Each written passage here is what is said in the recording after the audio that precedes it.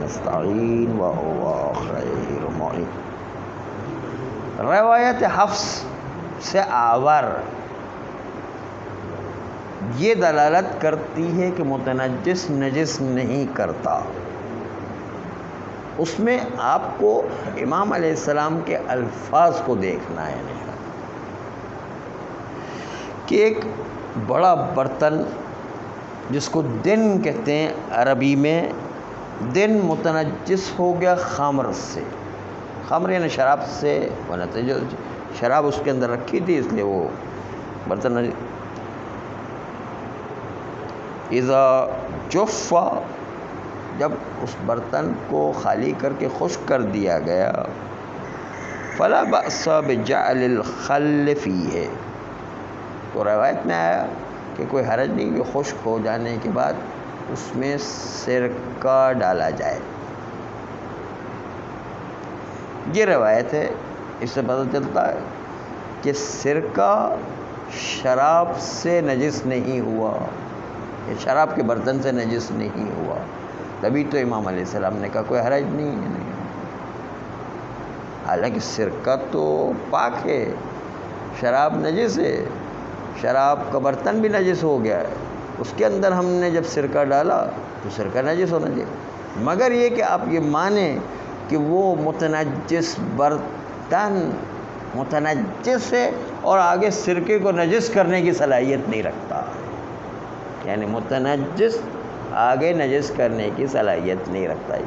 بس بعض لوگوں نے استدلال کی اس روایت سے کہ متنجس آگے نجس کرنے کی صلاحیت نہیں رکھتا ہے۔ اب آئیے اس کا جواب سنیے۔ پہلی بات تو یہ ہے کہ یہ لفظ جو آیا ہے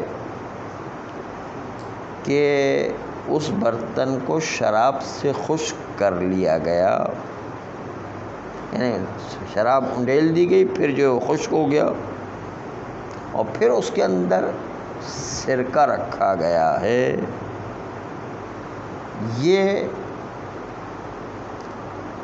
جملے خود راوی کے کلام میں ہے، سائل کے کلام میں، سائل کے کلام میں نا، جو سوال کر رہا تھا اس کے کلام میں، امام کے کلام میں یہ الفاظ نہیں ہیں۔ دوبارہ ہم جملہ کہتے ہیں کہ یہ کہ شراب کو انڈیل کر برتن کو خشک کیا جائے اور اس میں جو ہے وہ سرکہ انڈیلا جائے،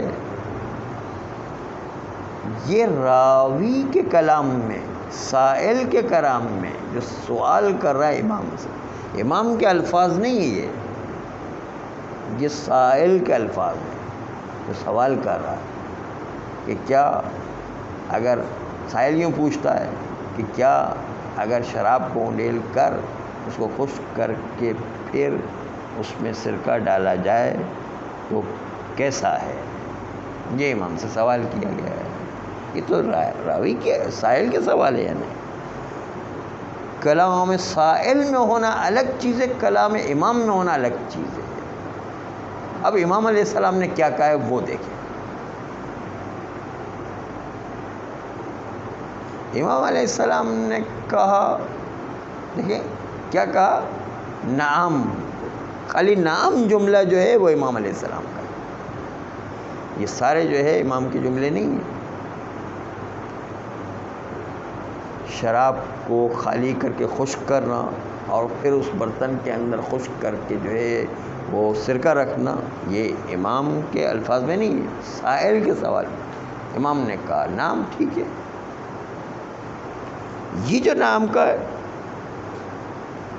اس کے اندر دو احتمالات نام میں پائے جاتے ہیں۔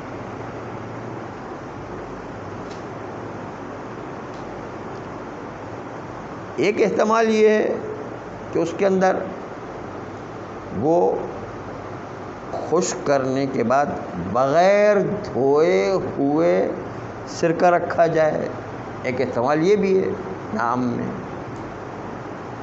اور ایک احتمال یہ بھی ہے جو ہو سکتا ہے کہ ہاں اس برتن کے اندر جو شراب کا برتن ہے اس کو دھو کر کے اس کے اندر سرکہ رکھا جائے. دوسرا احتمال یہ بھی موجود ہے. نعام میں کوئی امام نے وہ اس کے اندر بغیر دھوئے ہوئے یا خشک کرنے کی بات امام نے نہیں کہی ہے. اس لیے نعام میں دونوں احتمال موجود ہیں کہ دھونے کے بعد اسی شراب کے برتن میں سرکہ ڈالا جائے یا دھونے سے پہلے خشک کر کے جو ہے اس کے شراب کے برتن کے اندر جو ہے سرکہ ڈالا جائے. دونوں احتمال نعام میں موجود ہے. جب نعام میں موجود ہے تو ہم اس دو احتمالات کو واضح کرنے کے لیے موثق عمار کو ملاتے کہ جس موثق عمار میں صریح طور پر یہ ذکر کیا کہ شراب کے برتن کو دھو کر کے پھر اس کے اندر سرکہ رکھا جائے. خود موثق عمار میں ذکر کیا گیا ہے. اس سے کمک لیتے ہیں. اس سے پتہ چلتا ہے کہ یہاں پر نام سے مراد وہ تھا کہ دھو کے رکھا جائے. کیونکہ بعض لوگ کہتے ہیں شراب کے اندر برتن جو استعمال ہو گیا اب وہ کسی حلال کام کے لیے یا پاک چیز کے لیے استعمال ہی نہیں ہو سکتا. بعض لوگوں کے ذہن میں یہ ہے تو امام علیہ السلام کہ نہیں، اس کو دھو کر کے اس کے اندر جو ہے وہ پاک چیز رکھی جا سکتی ہے. یہ اس احتمال کو دور کرنے کے بس اس لیے جو ہے اس مطلق روایت کو تخصیص دیا گیا موثق عمار سے، اس میں دھو کر کے سرکہ رکھا جائے.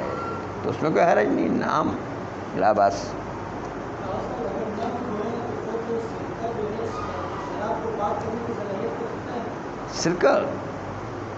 سرکہ جو ہے شراب کو پاک کرنے کی صلاحیت نہیں رکھتا، بلکہ شراب صلاحیت رکھتی کہ سرکہ کو نجس کر دے. الٹا ہے نہیں.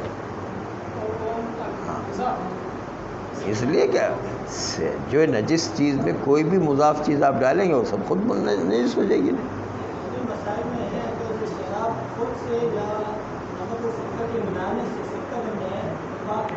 وہ تابعیت کا باب ہے. یہاں تابعیت کا باب نہیں لے کر آ رہے. وہ اس وقت کی جب سرکہ بن گیا تو اس کے تابع شراب بھی خود بخود ہی سرکہ بن جایا کرتی ہے. اسی تابعیت کے باب سے. وہ تابعیت والا باب نہیں کہہ رہے ہیں ہم. تو اس وقت اس کو جو ہے سرکے کو خود کو ڈال رہے ہیں اور وہ جو ہے شراب کے اندر شراب ہی باقی ہے. تو پھر ایسی صورت میں جو ہے تابعیت کا ہاں ایک نقطہ ہے اور وہ ابھی آئے گا. اور وہ نقطہ یہ ہے، یہ تو ایک باب ہو گیا.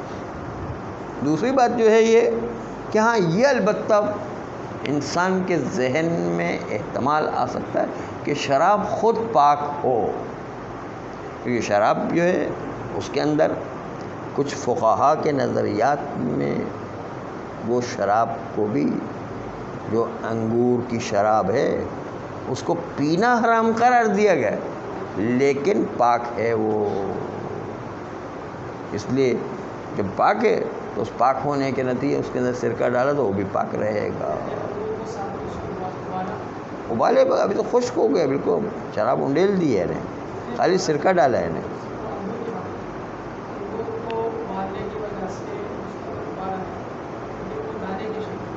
ہاں پھر بھی وہ ابال آ گیا تو پاک ہے لیکن پینا حرام ہے.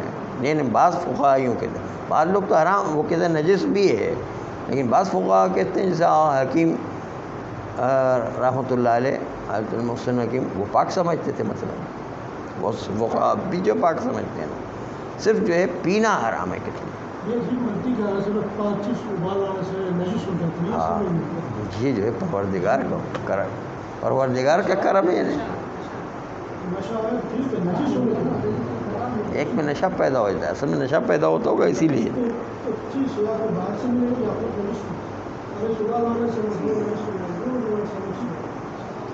نشے کی وجہ سے ہو جاتا ہوگا کیا. ٹھیک